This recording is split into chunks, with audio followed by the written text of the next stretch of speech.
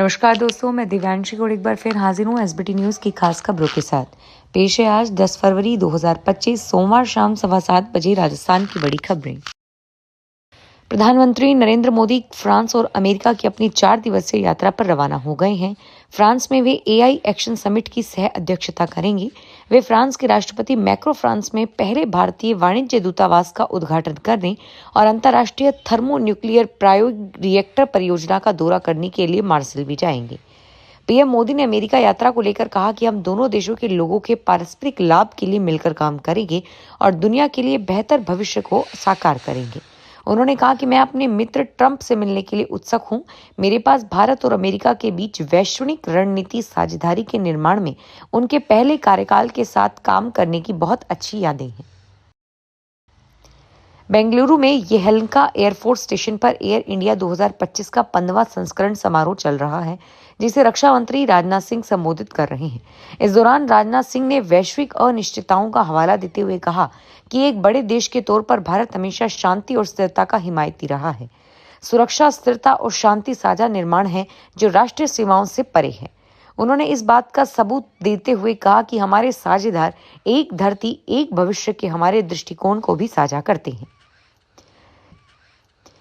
जयपुर की सड़कों पर रफ्तार की मस्ती में झूमने वाले थार गैंग के लिए बुरी खबर है।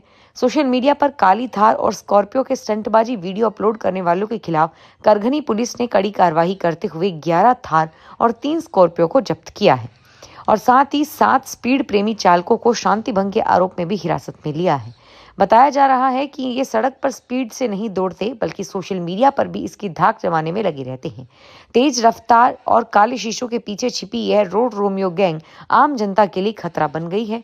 इसी को देखते हुए पुलिस ने असली कार्रवाई को अंजाम देते हुए ऑपरेशन थार स्टंट चलाया था।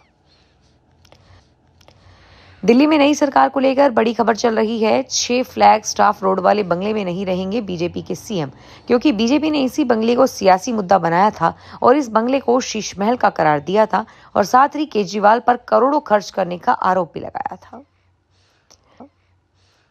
कांग्रेस के पूर्व अध्यक्ष व लोकसभा में विपक्ष के नेता राहुल गांधी ने कहा कि लोकतंत्र में सरकार को चुनावी प्रक्रिया में निष्पक्ष होकर काम करना चाहिए।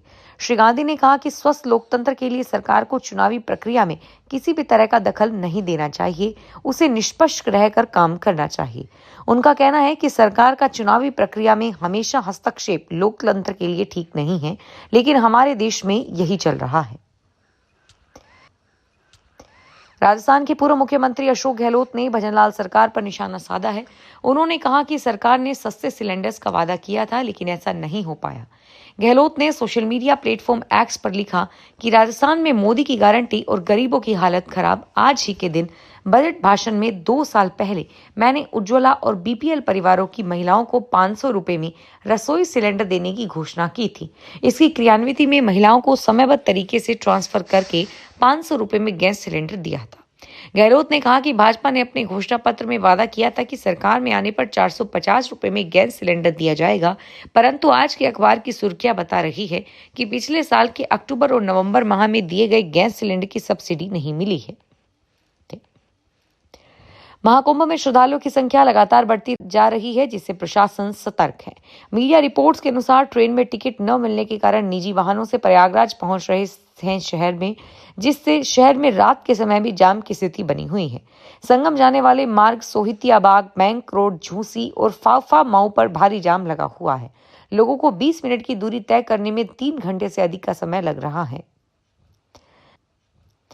बाड़मेर में पुलिस ने पहली बार हिस्ट्री शीटर तस्कर की करीब 2 करोड़ की अवैध प्रॉपर्टी को फ्रीज किया है।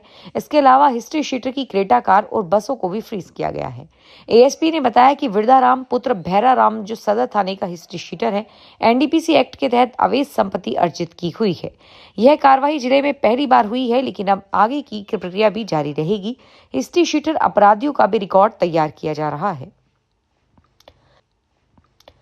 राजस्थान के 3 जिलों सीकर, झुंझुनू को यमुना का पानी मुहैया करवाने के लिए हरियाणा सरकार की ओर से सभी टास्क फोर्स का गठन नहीं किया जा रहा है।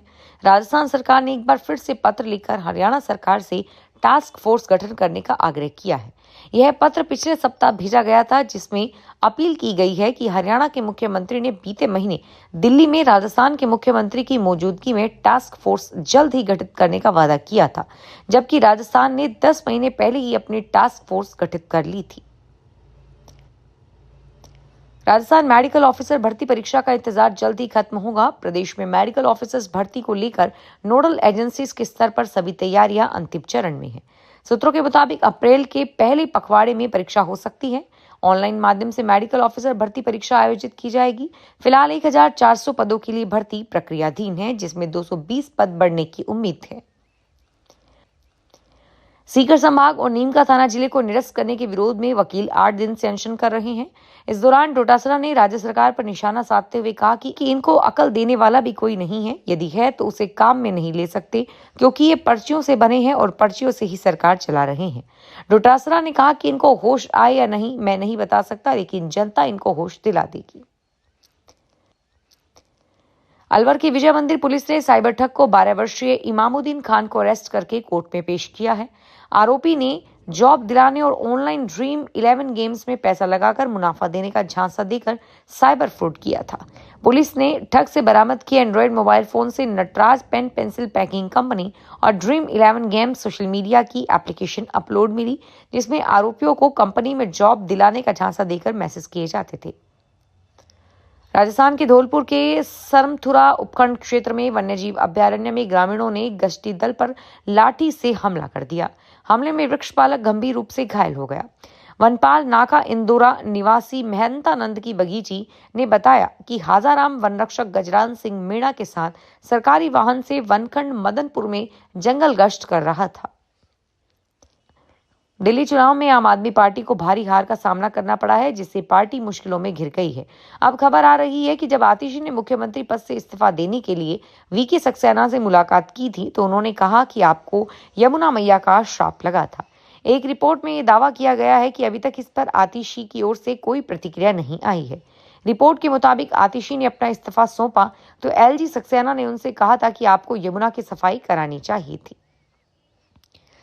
जयपुर विकास प्राधिकरण ने आम जनता को आवासीय सुविधा उपलब्ध करवाने के लिए 2 आवासीय योजना निकाली थी। एक योजना का नाम अटल विहार योजना है और दूसरी का नाम गोविंद विहार योजना है, और अब सभी को बेसब्री से इंतजार है कि इन योजनाओं की लॉटरी कब निकलेगी। जयपुर विकास प्राधिकरण के अनुसार अटल विहार की लॉटरी 14 फरवरी और गोविंद विहार की लॉटरी 20 फरवरी को निकाली जाएगी। फिलहाल इस बुलेटिन में इतना ही, और फिर हाजिर होंगे तमाम बड़ी खबरों के साथ। धन्यवाद।